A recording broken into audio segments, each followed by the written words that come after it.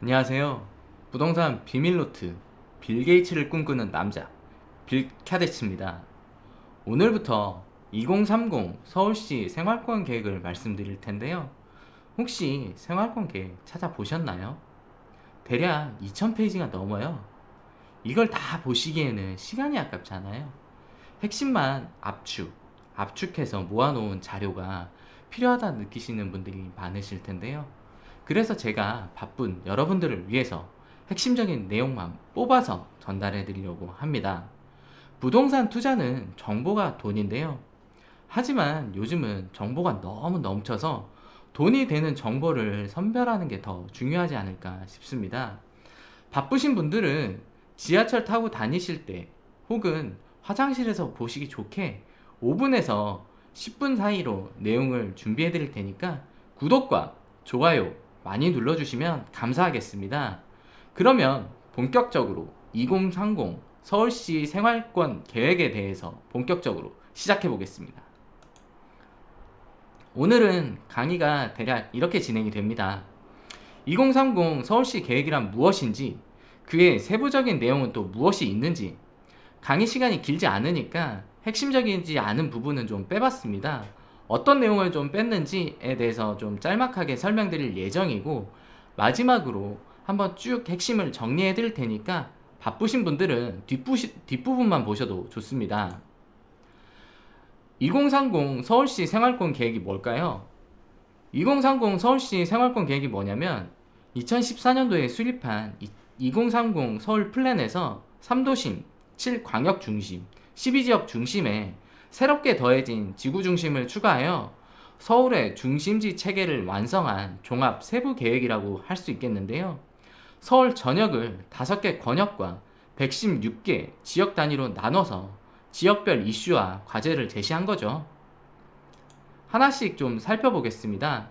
도시 기본 계획, 후속 계획으로 생활권의 특성과 주민 의견을 반영하여 생활권 발전 방향 및 도시 관리 구상을 제시했다라고 나와 있는데, 솔직히 이 말 잘 모르겠어요. 무슨 말인지. 그래서 무슨 말인지 좀 제가 적어봤는데, 좀 지역 생활권을 세분화하면서 지역 간의 불균형, 즉 강남과 강북 간의 불균형을 좀 완화하기 위한 목적으로 계획됐다라고 생각하시면 좋을 것 같고, 향후 도시 발전 방향을 알 수 있기 때문에 필수적인 투자 가이드다라고 생각하시면 좋을 것 같습니다.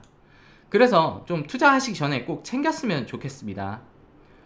근데 사실 이걸로는 돈 벌기가 좀 어려워요. 그래서 그래도 투자를 하실 때 해당 지역에 좀 어떤 호재가 있는지, 개발 계획이 어떤 게 있는지는 좀 알고 가자는 거죠. 기존에 서울시 도시 개발은 동남권 위주의 개발이 좀 주였다면, 이제는 생활권 계획으로 좀 지침을 마련했어요. 어떤 거냐면 병원 수도 늘리고 문화시설을 좀 늘리면서 지역 간의, 강남과 강북 간의 좀 불균형 문제를 좀 해결해보자는 것입니다. 좀 더 좀 자세히 살펴볼게요. 5개 권역 생활권으로 나누고 그 안에 또 세부적으로 116개의 지역 생활권을 나눴는데요. 각 지역의 특성에 맞게 발전 방향을 7개의 이슈로 제시했습니다. 도시 공간, 산업 일자리, 주거 정비, 교통, 환경 안전, 역사, 문화 관광, 복지 교육, 이렇게 7개인데요. 각각의 세부 사항들은 차차 알아보도록 하겠습니다. 예를 들면 일자리 부분에서 중심 지역 내 상업지역 192만 제곱미터가 추가로 지정될 예정이다 라고 하면 어느 지역이 그러한 혜택을 직간접적으로 영향을 받을 것인지 알 수가 있잖아요. 마고 얘기 안 해도 아시겠죠? 교통도 마찬가지고요. 어떤 지역에 어떻게 교통시설이 새롭게 추가되느냐에 따라 미래가치가 달라지잖아요. 광명, 수서, 이쪽 많이 달라졌죠? 그러니까 편하게 생활권 계획은 일자리와 교통 부분만 보면 된다라고 생각하시면 되고, 그 외 요인들은 참고할 정도로만 좀 보셨으면 좋겠습니다. 투자를 하실 때 이왕이면 여기에 투자하는 게 좋다라고 서울시에서 알려줬어요. 이렇게 까만 거 있잖아요. 까만 지역, 여기 큰 거요. 이 지역에 투자하시는 게 제일 좋고요. 그 다음엔 이제 까만 것 중에 좀 작은 것들이 있어요. 마곡이라든가 이쪽 지역, 이렇게 작은 지역들 있잖아요. 작게 까만 지역들, 이렇게 투자하시면 좋다. 그 다음에는 또 이제 파란 것들, 그 다음에 빨간 것들, 이렇게 투자하면 된다는 거예요. 이렇게 하면 된다는 거니까 투자 참 쉽죠?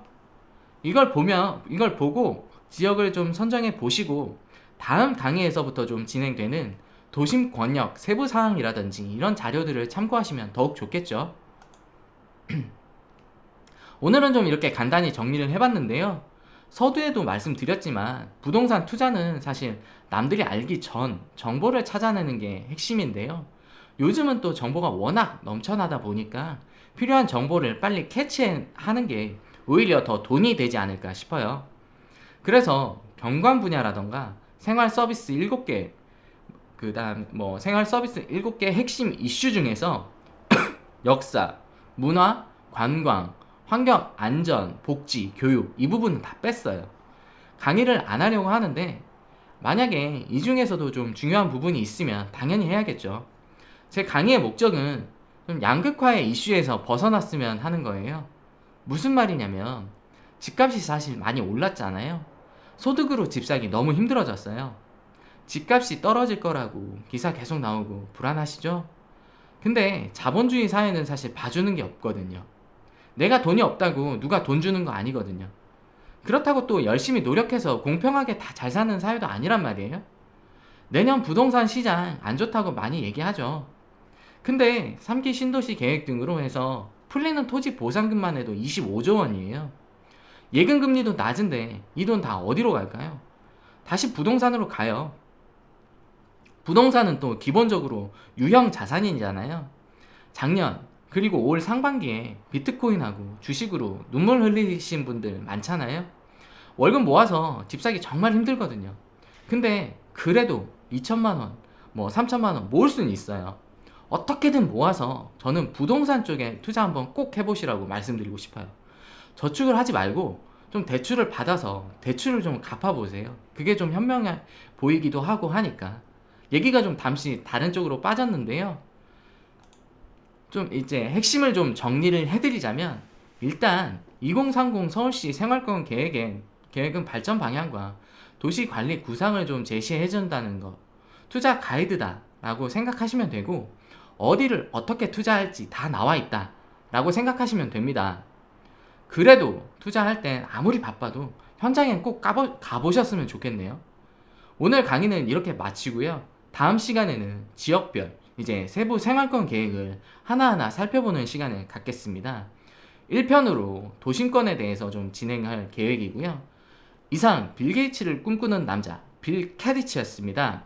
궁금하신 점이 있으면 댓글이나 전화로 문의를 주시면 되고요. 무료 부동산 세미나 신청이나 부동산 추천 매물 상담은 02-533-4000번으로 주시면 좋겠습니다. 좋아요와 구독 많이 눌러주세요. 감사합니다.